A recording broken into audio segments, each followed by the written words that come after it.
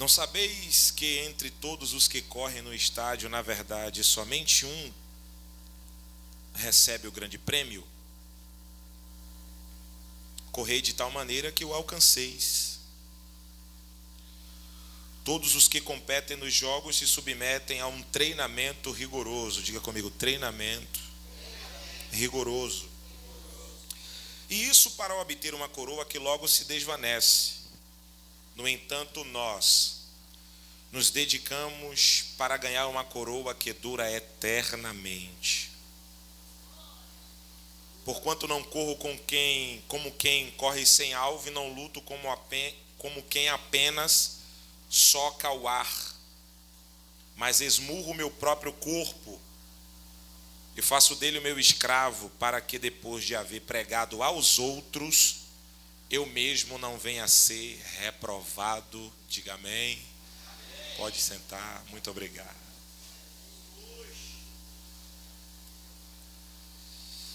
Meus amados irmãos, essa Coríntios aqui é conhecido como a Coríntios de Roma. Isso porque muitos imigrantes que moravam em Roma, residiam em Roma, nessa época eles saíram de lá para morar em Corintos.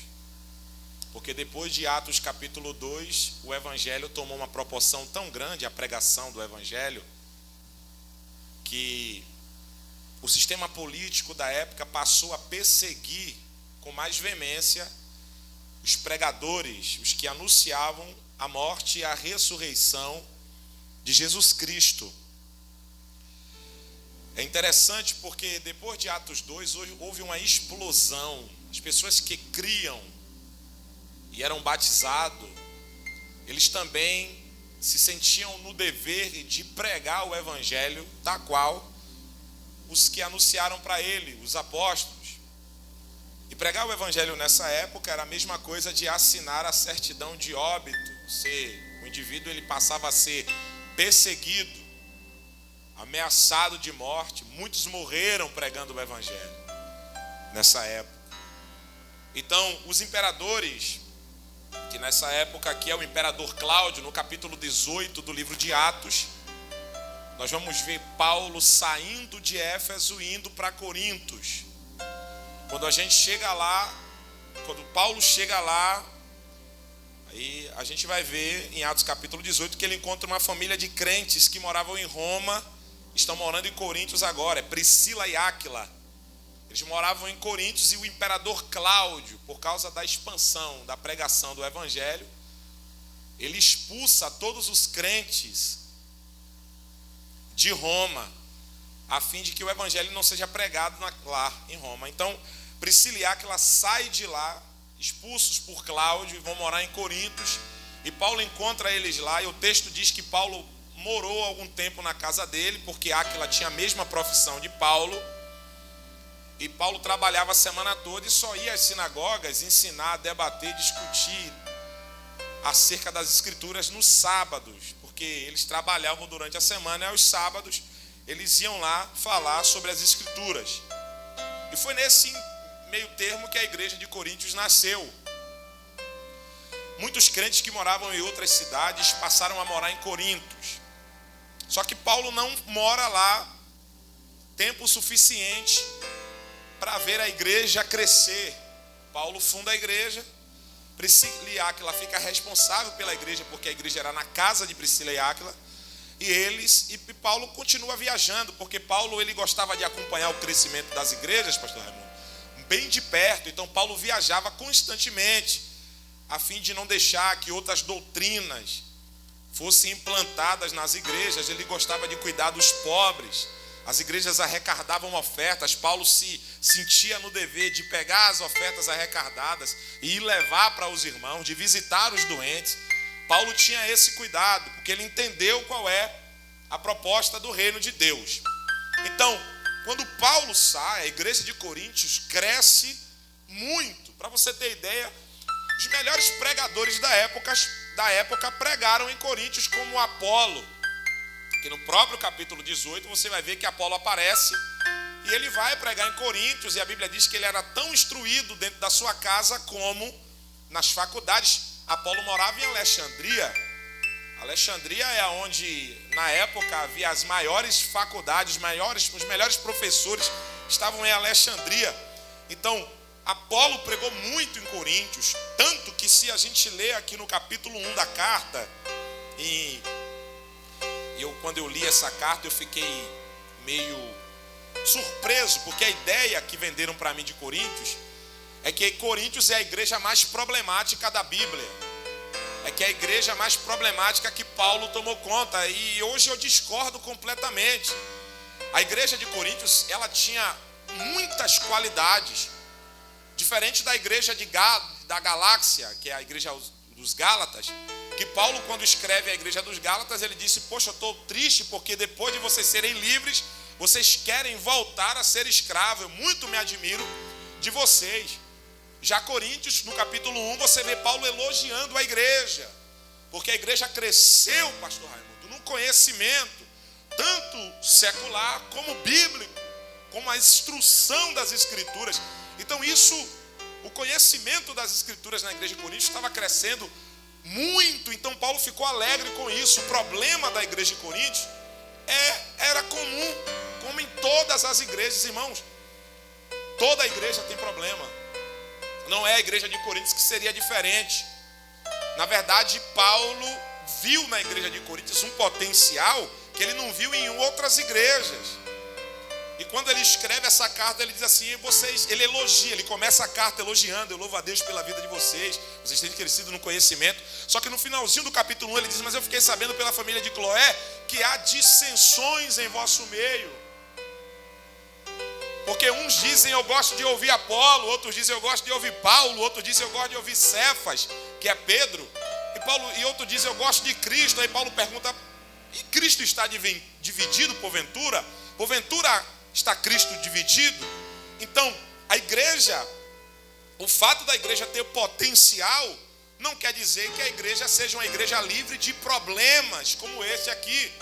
Então, Paulo, com a visão do reino de Deus, ele enxergou e percebeu que a igreja tem muitas qualidades. O que a igreja precisava era de ajustes. Meus irmãos, a visão de Paulo é a visão que nós precisamos ter. Por quê? Porque Paulo, ele viu o defeito, ele viu o problema, mas ele buscou a solução do problema. Então, eu não posso ser alguém na igreja que vê o problema e gera mais problemas. Eu tenho que ser alguém na igreja que vê o problema e vai buscar em Deus a solução para o problema. Então, Paulo tem isso. Paulo, ele quando vê esses problemas, ele vem orientando. No capítulo 2, que esse capítulo aqui é quando Paulo vai falar sobre as funções do Espírito Santo, como funciona, por que nós devemos ter o Espírito Santo. No capítulo 2, verso 3 e 4, Paulo diz que a mensagem dele não está baseada em conhecimento humano, mas em demonstração do poder do Espírito Santo. Esse poder aqui é o mesmo poder de Atos 1:8, que Jesus disse: e recebereis poder. É o mesmo poder. É o mesmo poder do capítulo 12, verso 9 de 2 Coríntios, que Deus disse: o meu poder se aperfeiçoa na sua fraqueza. Por que é o mesmo poder? Porque esse poder aqui é o poder que capacita aonde eu não tenho capacidade. É o poder que me reveste, pastor. É um poder que me reveste, Maílson, me dá habilidades aonde eu não tenho. Porque quando Paulo diz quando Deus diz a Paulo orou 3 vezes, ele disse: o meu poder se aperfeiçoa na sua fraqueza. Aquela fraqueza ali não é pecado. Aquela fraqueza ali, existe um termo grego para fraqueza ali, que é astaneia, que quer dizer falta de habilidade. Então, Paulo não estava em pecado. Paulo não tinha habilidade para tirar o espinho da carne. Aí Deus disse: não precisa tirar o espinho na carne, porque o meu poder te dá habilidade para viver com o espinho na carne. Então é o mesmo poder. Paulo está dizendo: a minha mensagem não é baseada em conhecimento humano, para que a fé de vocês não fique baseada nisso, não tenha base nisso. Isso aqui é um puxão de orelha para nós que falamos aqui na frente. É Paulo dizendo para nós: vocês precisam ter responsabilidade com o que vai falar aqui. Porque o que falo aqui, a fé de quem ouve se baseia no que falo aqui. Então, é um absurdo quando um pregador, um homem que se intitula pregador, ele pega o púlpito da igreja, o microfone, assume o púlpito e vai falar o que a Bíblia não diz. Nós precisamos ter cuidado, porque se eu prego o que a Bíblia não diz, além de trazer confusão na mente de quem ouve, não surte efeito, porque a única coisa que vai fazer ter efeito nos ouvidos e na vida de quem ouve é a palavra de Deus, meu amigo. Não tem para onde correr. Eu acredito. Aí a gente vai falar rasgado, né? Agora a gente abre a... Eu acredito, Deus usa as pessoas em profecia, claro que usa. Deus usa as pessoas em revelação, é claro que usa, eu não tenho dúvida disso. Ai de mim se duvidar disso. Eu acredito em profetas, quero deixar isso bem claro. Mas eu não posso sair da minha casa com a expectativa de que Deus vai usar alguém em profecia para mim. Eu tenho que sair da minha casa dizendo: Deus vai falar através da sua palavra.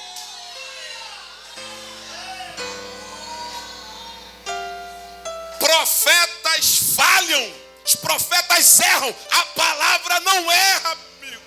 Eu velo sobre a minha palavra para cumprir. E vou dizer uma coisa aqui: eu tenho dificuldade em acreditar em profeta que não gosta de ler a Bíblia. Eu tenho dificuldade, por quê? Porque Deus disse a Jeremias: eu vou te levantar como profeta, mas antes de qualquer coisa, ele disse: eu não sei, Senhor, eu não posso ser teu profeta porque eu não sei falar. E Deus diz: é justo por isso que eu te chamei. Por quê? Porque eu não chamo quem fala por si ou quem sabe falar, eu coloco as minhas palavras. Profeta que é profeta tem que gostar de Bíblia, irmão. Os profetas da atualidade é meio confuso, é meio problemático, porque gente que não gosta de ler a Bíblia está falando em nome de Deus sem Deus tem falado nada a ele. Então nós temos que ter muito cuidado, porque o que eu falo aqui, tem gente, irmão, desviada hoje por causa de uma palavra que foi liberada e Deus não falou nada, porque o que Deus fala, ele se responsabiliza, vai para a conta de Deus, mas o que eu falo vai para a minha conta, quer ver? Elias disse: segundo a minha palavra não vai chover. Deus mandou ele para Querite. A palavra de Deus liberada para Elias e para Querite, ele disse: eu vou comer o que? Deus disse: eu já dei ordem aos corvos que te alimentem. Então Deus está dizendo: a sua alimentação é por minha conta. Agora você profetizou que não ia chover, aí é por sua conta. Aí, Sara, Elias está lá na beira do ribeiro. Ele passa pelo Jordão. O Jordão é um rio. O ribeiro é riachozinho. Deus está dizendo: não, você profetizou, agora você vai para a beira do que é pequeno, para eu mostrar a você que eu não preciso de coisa grande para fazer grandes coisas. Você vai para... Só que um belo dia a Bíblia diz assim, ó: e o ribeiro se secou porque não havia chuva em Israel. Ou seja, foi para a conta de quem, meu amigo?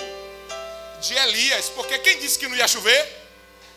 Se ele dissesse assim diz o Senhor, ia para a conta de... Então, irmãos, olha para mim, tudo que eu profetizo que não é Deus falando vai para minha conta.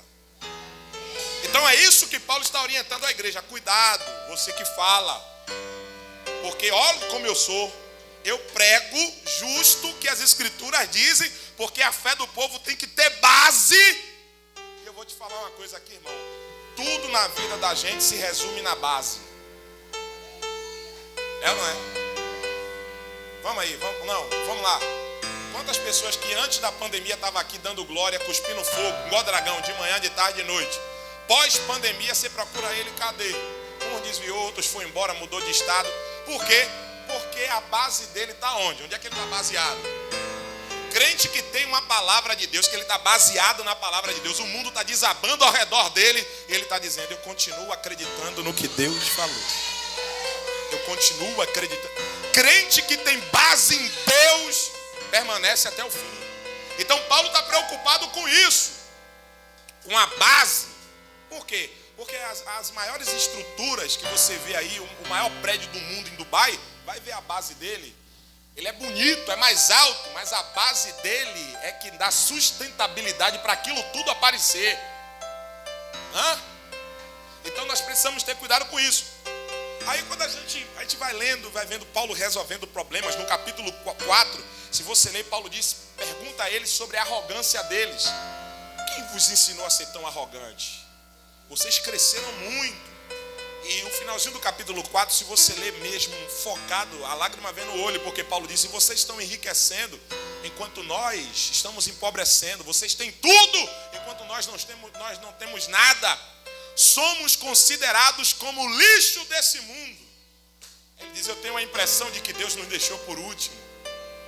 No capítulo 5, Paulo entrega a carne de um homem a Satanás, porque ele estava tendo um caso com a sogra dele. E essa expressão, que a sua carne seja entregue a Satanás, não é literal, é Paulo dizendo, nós precisamos expulsar essa pessoa do nosso meio. Por quê?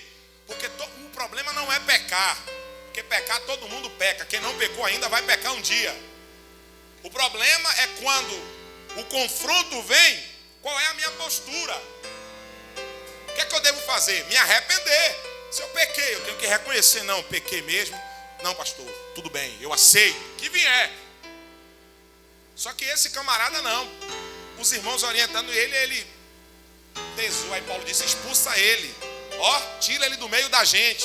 Não é que vai pegar o cara e botar na mão de Satanás, não.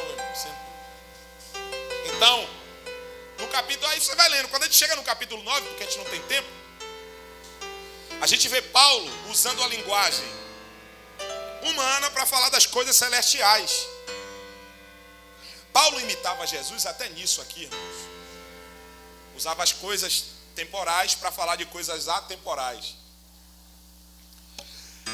E por isso que a mensagem de Paulo se tornou atemporal. A mensagem de Paulo é para qualquer época, qualquer geração. Então, no capítulo 9, verso 24, você vai ver Paulo usando a linguagem de uma corrida. Inclusive as Olimpíadas começou. Você vai ver muito isso, os velocistas correndo na pista. Então, o primeiro que chega, hoje tem primeiro, segundo e terceiro lugar. Nesse tempo aqui não, era um lugar só. Era um grande prêmio. O primeiro que chegasse ganhava o grande prêmio. O que diferencia a corrida de Deus para a corrida do homem é que na corrida do homem você tem que chegar em primeiro, para as câmeras ficarem em cima de você, para ter os patrocinadores ficarem bajulando. E na corrida de Deus, você não precisa chegar em primeiro, você precisa chegar. Na corrida de Deus você não precisa competir. Então, Paulo está dizendo, olha o que Paulo está dizendo. Não sabeis que entre todos os que correm no estádio, na verdade, somente um recebe o grande prêmio? Aí ele diz assim, eles correm de tal maneira, eles correm muito, o esforço é muito grande, mas eles alcançam. Aqui ele dá o benefício, só que no capítulo 9, verso 25, ele dá o princípio. Por que o atleta corre e consegue alcançar? Versículo 25 ele diz assim, todos os que competem nos jogos, isso aqui é uma afirmação, olha o que ele diz. Todos os que competem nos jogos, todos se submetem, diga comigo, se submetem a um treinamento rigoroso. Diga de novo, se submetem a um treinamento rigoroso. Irmãos, olhe para mim, olha a expressão de Paulo. Se submetem a um treinamento rigoroso. Isso aqui é onde está o segredo. Porque todos nós tem gente aqui que gosta de futebol, tem outros que gostam de MMA. Em todas as áreas esportivas você tem um predileto. Não, eu gosto daquele jogador. Não, eu gosto daquele lutador. Eu gosto daquele velocista. Eu gosto daquele time. E toda vez que o seu time ganha, que o seu lutador ganha, você vibra em casa. Você vê lá pela sua televisão, os patrocinadores vão para cima do ringue, os patrocinadores correm para dentro do campo. Só que na cabeça do atleta, ele lembra do treinamento e diz, valeu a pena. A gente comemora a vitória, mas na cabeça dele, ele sabe quem ele era e quem ele se tornou depois do treinamento. Então, o que Paulo está dizendo aqui é que antes do benefício tem o princípio, não tem atalhos para o benefício. Pastor, o que Paulo está dizendo aqui é que para eu ser um vencedor, para Silas ser um vencedor em todas as áreas da vida, eu preciso me submeter, eu preciso querer viver, subir o nível. Eu preciso ser aberto às mudanças. Irmãos, olhe para mim. Quem já fez academia aqui sabe. Muda tudo. Horário de acordar, alimentação. Você sente dores. Tem gente que quer perder barriga, quer perder uns quilos. É ou não é, pastor? Porque olha no espelho e não está satisfeito com o corpo que tem. Já teve filhos, casou, e quando a gente casa, misericórdia. Então, a pessoa olha no espelho e vai na loja, vê uma roupa. Poxa, não posso comprar. Amei. A vendedora querendo lhe vender, diz: menina, se você esticar, leva na costureira. É ou não é? E você sabe que não resolve, que o problema não está na roupa. Você vai se dar risada agora. Agora vou botar o pé no chão. Leve isso para o espiritual.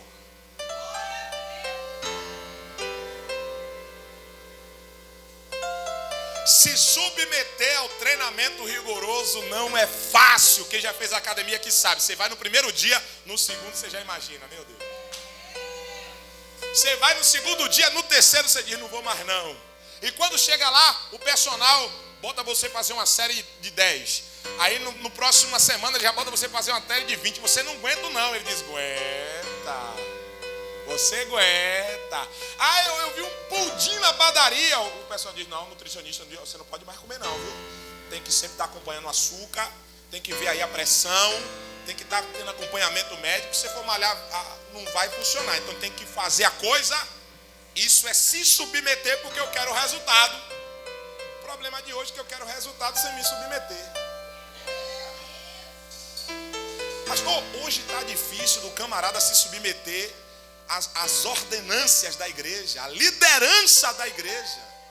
Imagine aos princípios bíblicos. Porque a Bíblia fala o que eu não quero ouvir. Um dia um professor olhou para mim e disse assim: Silas, eu disse: oi. A Bíblia é o livro mais vendido da Bíblia. A Bíblia é o livro mais vendido do mundo, mas é o menos lido. Eu disse: por quê? Ele disse: porque a Bíblia contém realidades que a humanidade odeia. Eu disse: como assim, professor? Ele disse assim para mim: a verdade, dependendo da conta que o indivíduo tenha para pagar, ela pode se tornar algo abominável. Pilatos disse a Jesus: eu tenho poder para te prender e te soltar. Jesus disse: não, nenhum poder foi te dado. Se meu pai não quiser, você não tem poder nenhum. Eu para isso nasci, meu Deus. E para isso vim ao mundo. Para quê? Para dar testemunho da verdade. Aí Pilatos perguntou: o que é a verdade? Jesus virou as costas para ele e saiu. Não respondeu, só se respondeu agora de noite, eu não estou sabendo. Mas até então não respondeu nada. Por quê? Porque Jesus olhou para a conta dele e disse: você não vai suportar ouvir as verdades que eu tenho para te falar.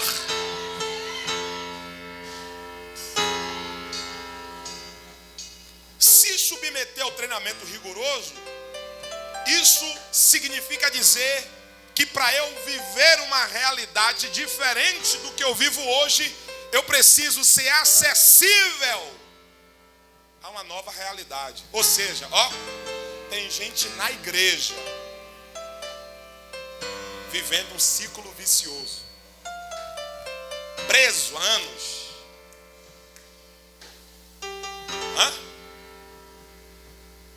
A gente peca, pede perdão, vem para o culto da glória, peca no mesmo erro, pede perdão, vem para a igreja, no outro dia a mesma coisa.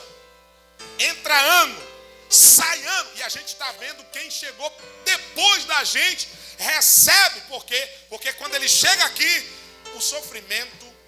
Eu vou te falar uma coisa: você sabe por que tem gente que usa a droga e depois volta a usar? Porque a droga não promoveu nele dor suficiente para ele não querer mais. Isso aí, eu falei droga porque é uma coisa que a gente vê muito, com muita frequência. Mas em qualquer área da vida, aquilo que não te traz dor se torna prazeroso. Escreva isso. Eu aprendi isso. Aquilo que não te traz dor, se não tomar cuidado, se torna prazeroso. E o que se torna prazeroso me envolve, me coloca dentro de um ciclo vicioso. Então, tudo para mim ali está confortável. Silas, me mostre isso na Bíblia. Atos capítulo 3. Pedro e João estão indo para o templo orar. Quando ele chega no meio do caminho, o texto para de falar de Pedro e João e começa a falar de um homem que vivia um ciclo vicioso, paralítico. Irmãos, a Bíblia diz que havia uma equipe de pessoas que tiravam ele dali e colocavam ele no dia seguinte, todos os dias, a mesma coisa. E isso lhe trazia o quê? Dinheiro. Porque ele pedia e alguém dava. Pedia e alguém dava. Então, anos da vida dele, ele passou ali, vivendo a mesma coisa. Ô moço, tu tá doente, mas tem um dinheiro.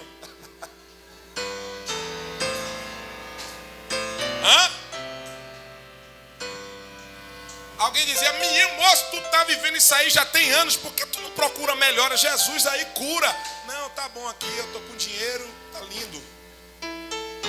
Se tornou confortável a vida dele. Só que quando tem homem cheio do Espírito Santo, que se aproxima de quem vive em ciclo vicioso, o ciclo se quebra e a pessoa passa a viver novidade. Pastor, e é interessante, sabe por quê? Porque o texto diz assim, que o paralítico, o coxo lá, pede esmola a Pedro. Pedro diz assim, olha, a Bíblia diz, e Pedro fixando os olhos nele. Aí eu disse, por que Pedro fixou os olhos nele? O Espírito Santo iluminou minha mente e me disse assim, olha, porque tem problemas na sua vida. Aquele homem tem um problema, tem ou não tem? Tem ou não tem? Pedro tem a solução, tem ou não tem? Claro. Pedro precisa resolver aquele problema, porque foi para isso que ele foi chamado, resolver. Só que para resolver o problema, ele tem que dar atenção ao problema. Se ele faz vista grossa, ele não resolve. Aí o Espírito Santo falou comigo, tem problemas na sua vida, Silas, que só vão resolver no dia que você prestar atenção, dar atenção ao problema. Resolva seu problema. A quebra do ciclo está aí. A gente vive fazendo vista grossa para as coisas. E é por isso que a coisa se repete, Sara, na vida da gente constantemente. Porque a gente é bom de prestar atenção na vida dos outros. Fala mal do pastor, né? Pregador, fala mal de todo mundo. Nem de gravata eu gosto mais de usar. Eu uso porque... Mas tem crente que tem um linguão, meu amigo, que se dá até para fazer uma gravata. Deixa eu te falar aqui. Preste atenção nos seus problemas. Irmão, não existe quem é problemático resolver problema, não. Para eu resolver o problema na vida de um irmão, eu tenho que ser sarado. Eu estava falando, irmão, tem gente que fala mal de uma pessoa que ela nunca sentou perto. Tem gente que fala mal de outra pessoa que nunca conviveu nem nunca apertou a mão e disse Pai do Senhor e fala mal porque viu outra pessoa falando. Pelo amor de Deus, nós somos cheios de problemas. Precisamos nos submeter ao treinamento. Que treinamento é esse, Silas? Treinamento é aquilo que você nunca fez, não está acostumado a fazer. Você tem que se adaptar a isso. Você já deu glória a Deus aqui, você já deu aleluia a Deus aqui, você já falou em língua, você já cantou, você já ofertou, mas não pegou a Bíblia hoje para ler. A gente não ama a Deus, não. A gente não acredita o suficiente para pregar a Bíblia, pastor. Como é que a gente é crente? Eu já vivi essa realidade, eu estou falando com o pé no chão, amigo. Quantas vezes da minha vida que eu só pegava a Bíblia quando eu ia pregar, para ler o texto flutuando, eu falava o que dava na minha cabeça, não é nem o que o texto está dizendo, eu estou falando, e o que eu falo que não tem base bíblica, não tem efeito na vida de quem ouve, então eu perdi tempo e quem sentou também perdeu. O Evangelho de Cristo só tem efeito na vida de quem ouve quando é pregado genuinamente, meu amigo. E essa briga por cargo, essa briga por microfone na igreja é em vão. Deus nunca vai Deus nunca vai dar o título a alguém se esse alguém já não exerce a função. Quando o pastor te enxergar como presbítero aqui, tu já está fazendo papel, já tem tempo. Ele só fez confirmar o que tu já é. A verdade é essa. Você nunca vai ver o título primeiro e a função depois. É a função primeiro. O camarada já trabalha. Ele já exerce. Aí o pastor na visão só fala, meu filho, vamos aqui, ó. E aí ele não liga. Aí você não tem problema com esse obreiro. Por quê? Porque quando o título vem, ele sabe quem ele é. Não, eu já fazia isso aí, pastor. Você não vai ter problemas com pessoas saradas. Quem está entendendo? Então, Silas, eu creio em Jesus, mas não lê a Bíblia, você não crê. João capítulo 7, verso 38, Jesus disse, aquele que crê em mim, como diz a Escritura, só existe um caminho para eu crer em Jesus, é através das Escrituras. Se eu não gosto de ler a Bíblia, não adianta eu dizer que creio, porque eu não creio. E a gente não crê não, sabe por quê? Porque na primeira crise que dá, a gente fica com vontade de desistir. Não é? Sabe que a palavra crer, a palavra confiança e a palavra fé estão ligadas. A palavra fé, existe um termo hebraico para fé que é emuná, que quer dizer acreditar a ponto de dormir. Eu tenho um bebê de 1 ano em casa. Se Sara pegar ele agora e tentar botar ele para dormir, ele não dorme. Porque ele não confia em Sara a ponto de dormir. Ele não sabe o que é confiança ainda, mas ele já tem a percepção. Ele sabe que eu sou o pai dele. Então se eu pegar ele no colo, porque ele confia em mim. Então todo filho que conhece seu pai, ele confia. Olha para cá. E só existe um veículo para eu confiar no meu pai. É através é o Espírito falando. Irmão, essa igreja podia estar cheia hoje, mas o Espírito foi seletivo. Você vai.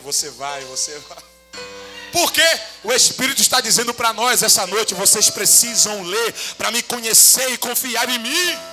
Os dias são maus se a igreja não confiar no Deus da igreja. O que será de nós, meu irmão? Está pensando esse debatezinho? Lula, Bolsonaro, conversa fiada. A igreja tem dono, é Deus. A gente já está numa altura que o presidente não pode fazer nada. É Deus. Passou esse negócio todo aí, pastor. Se eu peguei esse vírus, eu não sei. Mas pense que eu disse, meu irmão. E na época que estourou, eu estava rodando Uber. Eu disse, meu irmão, eu não vou parar de rodar não. Todo mundo para. O menino em casa, eu digo, não paro não. Se eu parar, vai faltar o leite do menino. E aí? Paro nada. E aí, meu irmão, toma ele volante. A confiança em Deus, através das Escrituras, faz você romper coisas que alguém do seu lado vai dizer, isso é impossível. E você diz, impossível para você que não conhece seu pai. Pastor, andar com Deus é coisa de louco. Sabe o que é ter fé? Fé é ter um buracão aqui, pastor. Que eu estou sobre uma palavra de Deus dizendo, continue andando. Confiar é isso. Chegar lá perto do buraco, Sara, eu dizia, Deus, eu vou cair. Ele dizendo, quem disse que você vai cair? Eu não falei para você continuar andando? E você dá o primeiro passo e dizer, rapaz, vou não. Dá o segundo e não cair. Isso é confiar. Confiar é você tomar atitude primeiro para depois ver o milagre. Isso é coisa de... Isso na teoria é fácil. Na prática é difícil. Não é fácil não. Confiar não é para gente normal. Deus, e aos Hebreus diz que Abraão confiava tanto em Deus que ele acreditava que das cinzas Deus podia trazer Isaac de novo. Você entendeu isso, esse versículo? Ó, ele ia amarrar o menino, matar, queimar e ficar esperando o menino virar cinzas. Depois que virasse cinza, ele agora vai ressuscitar.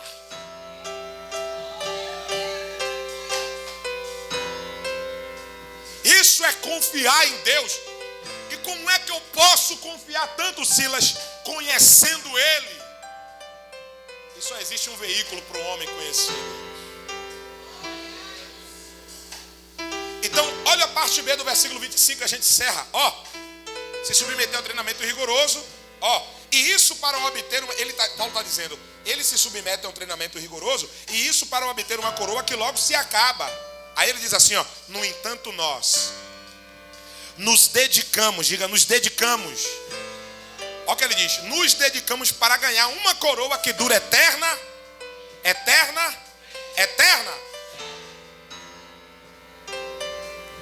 Paulo diz, nós nos dedicamos para ganhar uma coroa que dura eternamente. Então Paulo está dizendo que o quanto eu me dedico define o quanto eu acredito no que é eterno.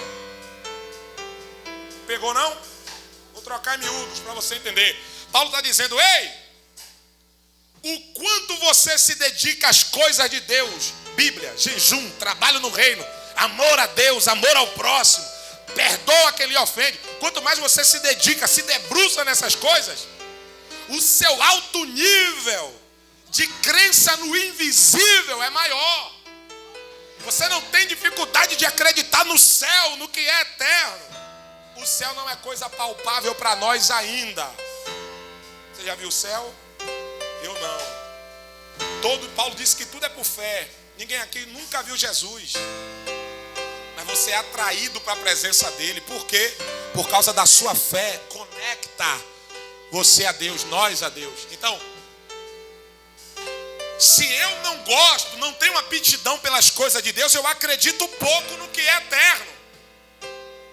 Irmãos, nós estamos vivendo a era que, se não tivermos cuidado, todos os dias, a todo momento, nós somos afastados das coisas eternas. Tudo que o diabo quer que você desacredite, acredite menos ainda, muito menos, todo dia, no que é eterno.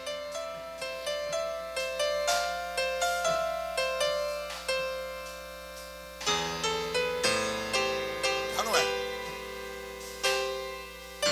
Tudo hoje contribui para a gente se afastar do que é eterno. Irmãos, servir a Deus, eu vou usar um termo aqui, só para a gente entender. Não tem nada novo em servir a Deus.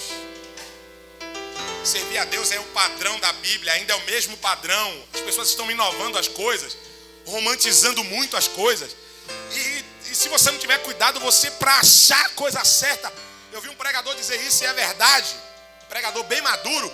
Ele disse assim, as pessoas que estão aceitando a Jesus de 20 anos para cá vão ter dificuldade de conhecer o verdadeiro evangelho.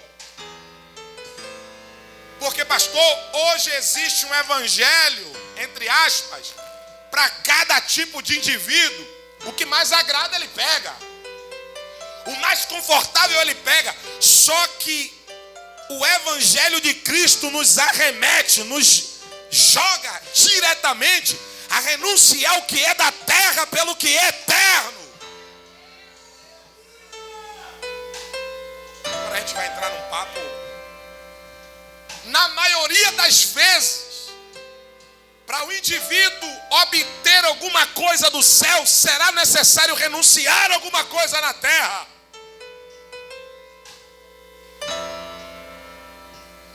Paulo acreditava no céu.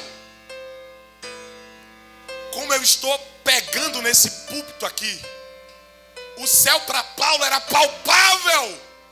Paulo acreditava tanto no céu, tanto, que em 2 Coríntios ele disse, eu conheci um homem, oh glória, que foi até o terceiro céu e viu coisas lá que o cérebro não conseguiu assimilar, então ele não consegue falar o que ele viu. Se na carne não sei, se no Espírito Deus o sabe, eu só sei que ele foi. Alguém tenta desanimar Paulo dizendo, por que você apanha tanto e não desiste? Por que você é preso e não desiste? Ele diz assim: porque eu sei em quem eu tenho o evangelho. Eu sei em quem eu tenho crido, eu sei para onde eu vou. O céu é uma realidade, eu não abro mão do céu. Levante a mão, pelo amor de Deus.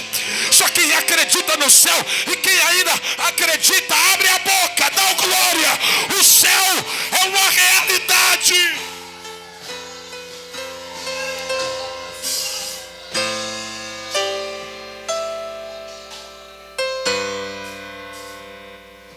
Diga comigo, o céu é uma realidade. Meus irmãos, eu vou te falar uma coisa aqui, ó. Para nós nos achegarmos a Deus, temos que renunciar às coisas daqui. Olha o que Paulo falou em Filipenses capítulo 4, a partir do verso 8. Olha o que ele diz. Filipenses capítulo 3, a partir do verso 8. Olha o que Paulo disse, pastor. Isso tem mexido com a minha cabeça. Porque, olhe bem, vai ter dias que você vai estar orando a Deus para Deus abrir a porta, que você fazer aquilo que você gosta de fazer. Mas aquilo que você gosta de fazer e ganhar dinheiro está tomando o teu tempo, e Deus vai pedir exatamente isso. Porque isso está te afastando dele. Ele vai pedir porque ele quer você perto dele. E o que eu estou dizendo aqui não acontece com todo mundo. Silas, e por que não acontece com todo mundo? É porque Deus não quer que aconteça com todo mundo? Não. Porque Deus, quando Deus disse assim, ó, eu atento para o coração do homem, Deus está dizendo,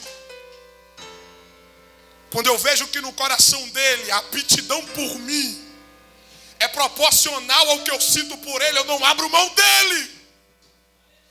Mas quando eu olho para o coração dele e vejo que o desejo por mim é menos do que eu sinto por ele, eu entrego ele às paixões dele. Quer ir? Vá. Quantas pessoas que já se relacionaram com outras e não eram correspondidos, e a gente abre mão, mesmo amando, a gente entrega a ele. Vá, você quer ir? Vá. Porque não dá para viver em um relacionamento em que um ama mais do que o outro. Olha o que Paulo diz. Paulo vai falar sobre as características dele antes de servir a Deus. Ele diz, se é para fazer o que é da carne, se é para viver segundo a carne, quem era para ser assim era eu. Paulo diz aqui, ó, a partir do versículo 4, Filipenses capítulo 3, a partir do 4, Paulo diz, embora eu tivesse razões para alimentar tal convicção, ora, se alguém julga ter motivos para confiar na carne, aí ele diz, eu mais ainda, circuncidado no 8º dia de vida, filho da descendência de Israel, da tribo de Benjamim, hebreu de hebreu, quanto à lei fui fariseu, quanto ao zelo, à dedicação, eu persegui a igreja, quanto à justiça que há na lei, irrepreensível. Paulo está dizendo, nunca tomei uma repreensão. 7, todavia o que para mim era lucro. Diga comigo, lucro. Irmãos, lucro é lucro, isso aqui não é... Isso aqui é categórico, isso aqui é literal, lucro, ele lucrava com isso, o conhecimento que ele tinha, o intelecto que Paulo tinha. Paulo era muito inteligente. Se for para falar em um culto sobre a inteligência de Paulo, um culto não dá.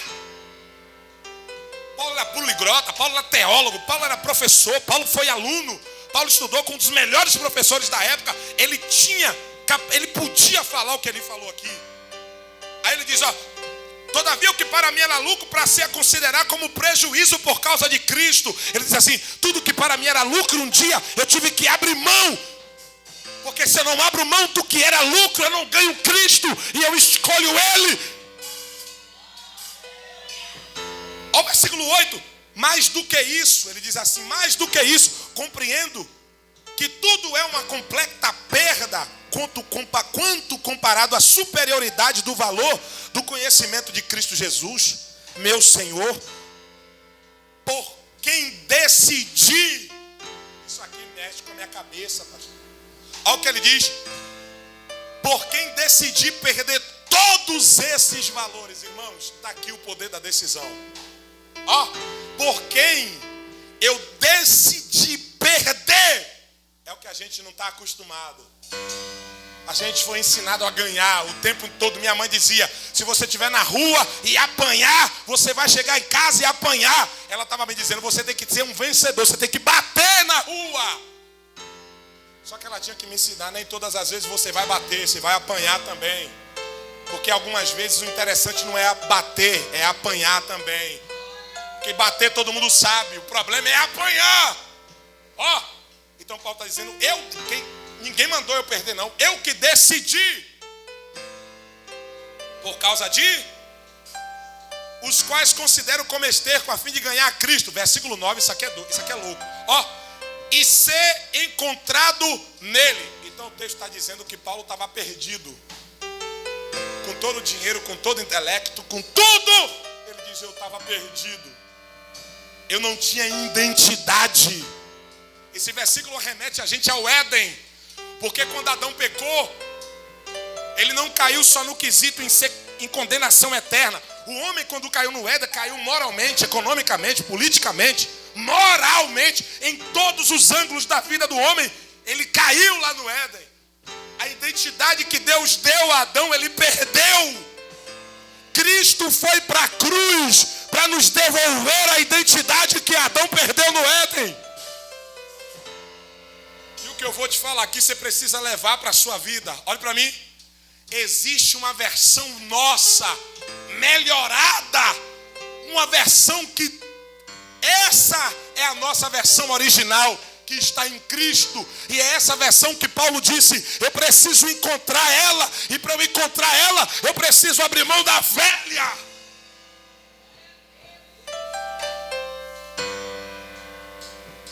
Capítulo 4 de Efésios, versículo 23, 22, 23, 24.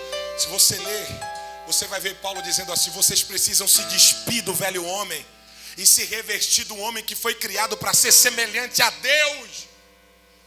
Essa é a nossa versão original. Então, quando eu faço isso, quando eu me esforço atrás, irmãos, olhe para mim, nós somos melhores do que somos hoje. Temos essa possibilidade. O homem pode ser, hoje em Cristo, pode viver como se Adão não tivesse pecado. É isso que o texto está dizendo. Nós podemos alcançar um nível. E Paulo diz aqui, ó. Paulo diz, ó. E não digo isso, no versículo 12 do capítulo 3 de Filipenses, ele diz, e não digo isso como se já tenha alcançado a perfeição, mas uma coisa eu faço. O quê? Prossigo para o alvo. Paulo está dizendo, a minha vida não está parada. Ela está em contínua evolução. Eu estou em busca, eu não vou parar até encontrar a minha verdadeira identidade em Cristo. Então Paulo acredita no que é eterno. Olhe para mim, pastor, existem pessoas que estão travadas no material, travadas no físico, na vida física, porque eles têm um bloqueio no espiritual. Eles não conseguem avançar. O crente só avança no físico se avançar no espiritual. Porque quando uma coisa acontece na sua vida no material, é porque já aconteceu no espiritual. Você tem que pegar isso, pelo amor de Deus. Irmãos, é simples. Pastor, é simples. Eu costumo dizer que entre a simplicidade e a facilidade há um grande abismo. Nada que é simples é fácil. E é por isso que é Evangelho, é Cristo, porque essas coisas não são fáceis. Jesus disse, o reino dos céus é tomado à força, e só se apoderarão dele aqueles que lutarem. E Cristo falou sobre luta, e Paulo diz que a nossa luta não é contra a carne nem contra o sangue. Sim, Silas, oi, e com quem é que eu devo lutar? Comigo mesmo, meu inimigo. Você está pensando que o diabo é meu inimigo? O diabo é inimigo de Deus. O diabo luta contra mim, luta contra você, quer nos destruir, ele não pode nos tocar. O salmista disse, se não fosse o Senhor que estivesse ao nosso lado, os nossos inimigos já tinham nos engolido vivo. Quem serve a Deus, o diabo não toca, irmão. Olha para mim. Ele luta contra a gente querendo atingir Deus. Você precisa entender isso. Olhe no espelho todo dia de manhã e diga assim: eu vou lhe vencer hoje. Eu te venci ontem, vou te vencer de novo. Eu vou procurar aquela pessoa que eu tenho mágoa dela há 10 anos, que ela me magoou, e vou pedir perdão, porque quem tem que perder é o diabo. Você vai ter que se submeter à vontade de Deus, porque eu preciso encontrar a minha verdadeira identidade. Você não é a minha versão original. A gente é bom, eu falo a verdade mesmo, na cara. Você só não tem coragem de olhar no espelho e dizer assim: você tem tantas falhas, erros do passado que a gente cometeu, que a gente tem vergonha de assumir que fez. É ou não é? Só que eu aprendi uma coisa com a Bíblia: quanto mais eu exponho as minhas fraquezas, o poder de Deus tem mais eficácia em mim. Oh, glória. Quanto mais eu digo: eu sou miserável, eu não presto, eu não valo nada, eu sei quem eu sou, Deus diz: meu filho, chegou, está chegando. Vou derramar mais poder em tu. Tu vai pregar mais do que tu prega. Através da tua vida eu vou restaurar vidas. Através de você eu vou fazer coisas extraordinárias. Mas quanto mais eu fico prepotente, a palavra batendo, eu endureço o coração, não quero aceitar que eu sou ruim, o poder de Deus tenta entrar e não consegue. Aí eu fico andando em círculos. Só que nessa noite aqui, Deus nos trouxe aqui para dizer: eu quero você exposto para o meu poder sarar as tuas feridas. Aí, para encerrar, pastor, já falei como que. Paulo diz assim, 26: portanto não corro como quem corre sem alvo. Paulo está dizendo: eu sei para onde eu estou indo. E não luto como quem apenas dá murro no ar. Ele está dizendo: se você passar um dia dando murro no ar, no final você está cansado, no final do dia você está cansado, é ou não é? E não teve resultado nenhum, é ou não é? Paulo está dizendo: eu não gasto energia com aquilo que não me traz resultado.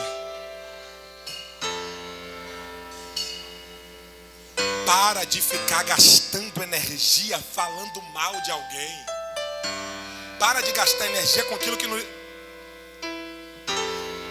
Para de buscar seguidores no Instagram. Deus não te chamou para ser blogueiro, não.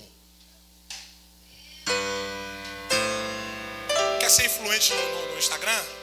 Faz uma live, abre a Bíblia, diz assim: Deus tem uma palavra para você. Deus vai falar com alguém, faça live.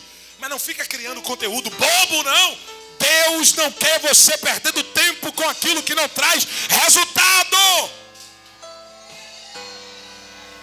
Veja que se eu preciso entender o que eu estou fazendo agora, qual o tipo de resultado que isso vai trazer. Eu preciso fazer alguma coisa que traga impacto no reino de Deus. Eu preciso ser útil de alguma maneira. Irmãos, se você pegar a vassoura e varrer o templo, isso causa impacto no reino de Deus. Porque as pessoas vão chegar e vão encontrar o templo limpo. Você está sentado nessa cadeira aí porque alguém teve o prazer de limpar. Você bebe água porque alguém teve o prazer de comprar. Então, você usufrui daquilo que alguém acha, e às vezes a gente nem valoriza, né? Acha que a pessoa que limpa a igreja é inferior a quem prega. Irmão, no dia que você vê um pregador pregando aqui, você se sentir inferior a ele, não é Deus que está falando na boca dele, não. Porque a palavra de Deus iguala todo mundo na igreja. Quem prega não é maior do que quem ouve. Quem ouve não é menor do que quem prega. Todo mundo tem o mesmo tamanho no reino de Deus. Só tem um detalhe: tem gente que se dedica mais, é ou não é? Tem gente que não dá soco no ar, não. Aí, Paulo, se você não dá soco no ar, você dá soco em quem? 27. Ele diz: mas esmurro o meu próprio corpo.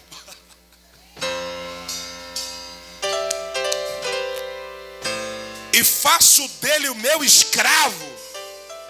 Olha que coisa bonita. Ele está dizendo: eu faço dele o meu escravo. Eu não sou escravo do meu corpo, é meu corpo que é meu escravo. O pastor, o que tem de gente aí que é escravo do corpo? É ou não é? Ô irmão, tem gente na igreja que peca por causa de uma foto de um menino no Instagram. E é vice-versa. Tem cara que é atribulado. É brincadeira. Não, só para descontrair. Mas é, escravo do corpo. Não é? Vê uma cerveja gelada, fica todo se tremendo. Hã? Eu e o pastor de lá da igreja, ele conhece. O que ele tem para falar, ele fala logo. Com ele não tem negócio de história. Culto de doutrina, o pau quebra. Com essa saia, meu irmão. Vigia. Ele fala. Tem hora que eu acho, pô, pastor, tem hora que eu, na mente eu não vou falar ele que eu não sou besta. Ele fala, eu falo, pô, na mente, ele, pô, pastor, eu pego pesado agora. Que é isso, às vezes a irmã não entende. Saia para a igreja, vem com aquela. Ele larga, meu irmão. Vai ficar se tomar cheia, viu? Olha. Assembleando daquele brabo, Sara. Brabo. Ó. Vai lá, ele na rua e o irmão novo conversou. Aceitou Jesus, saiu do crime. Aceitou Jesus lá na igreja. Você sabe, igreja, jovem. Aí ele, pastor, né, lá na rua, passou a menina. O jovem tá repreendido, toda pombageira. O pastor pombageira não tá nela não, tá em você. Ela nem olhou para você que ficou olhando. Então não tá nela não, tá em você. Eu disse, poxa, tá aí o que eu concordo. Entendeu? Às vezes o cara olha para a mulher nem sabe que ele existe. Ele tá repreendido a pombageira.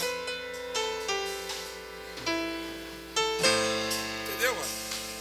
Então às vezes o problema não é nem a multidão, é Zaqueu.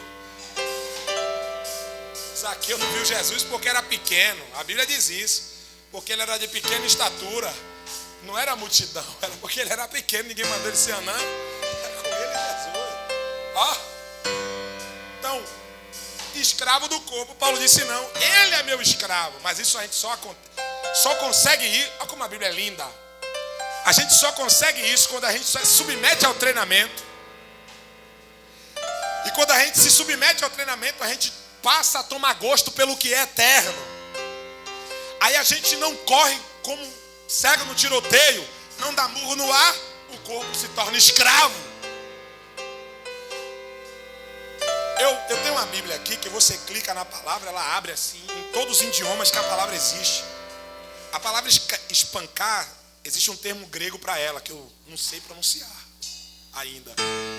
Mas quer dizer bater, espancar, a ponto de criar hematomas. É você amortecer tanto a carne, é eu amortecer tanto a minha carne, de criar hematomas, marcas. Você acha que é em vão que Paulo grita? Ele tinha marcas literais, porque até nisso Paulo queria imitar Jesus. Ele queria ter até as marcas de Cristo, ele queria. Por isso que ele diz, portanto ninguém me quiete porque eu trago em meu corpo as marcas. Só que quando a gente olha, ser 17 de Gálatas, para esse texto a gente percebe que além das marcas materiais, Paulo tem marcas, porque ele era um espancador do corpo dele mesmo. Toda vez que a carne pedia o pecado, ele dizia, não, eu vou lhe dar o que é de Deus.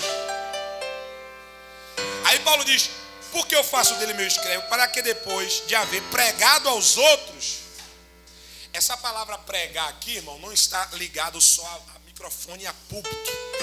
Todas as vezes que você, por exemplo, você vai numa padaria, aí tem um bolo lá que você gostou, aí você chega, Sara, mulher, tu precisa ver o bolo que tem naquela padaria. Você está pregando para ela, você está anunciando ela, fazendo marketing para ela, que tem um bolo bom e ela vai lá comprar, só por curiosidade.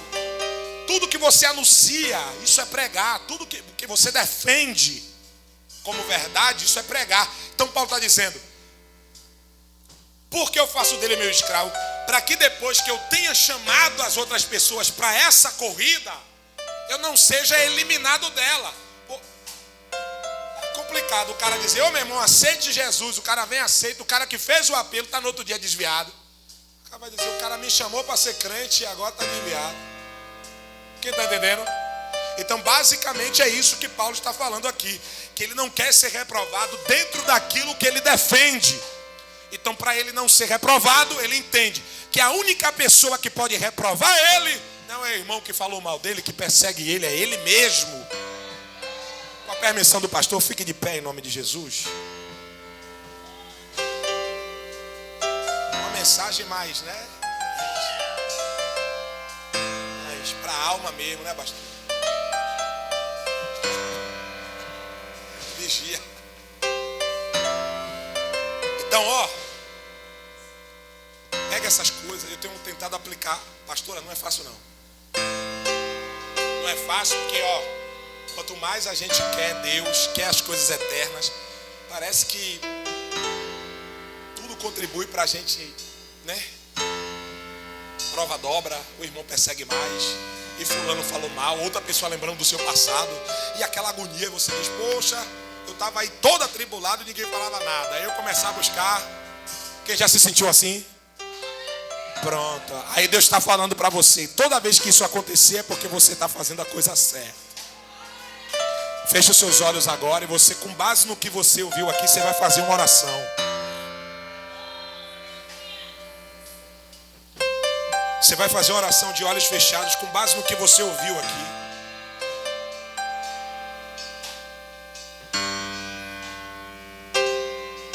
Pai, o Senhor nos deu a Tua palavra e nós te agradecemos. Muito obrigado pela Tua palavra, porque está escrito no livro de Isaías 55, verso 10 e 11. Porque assim como a chuva e a neve que desce dos céus e para lá não torna, mas rega a terra e faz produzir e brotar, e dá semente ao semeador e pão ao que come, assim será toda a palavra que sair da minha boca, diz o Senhor.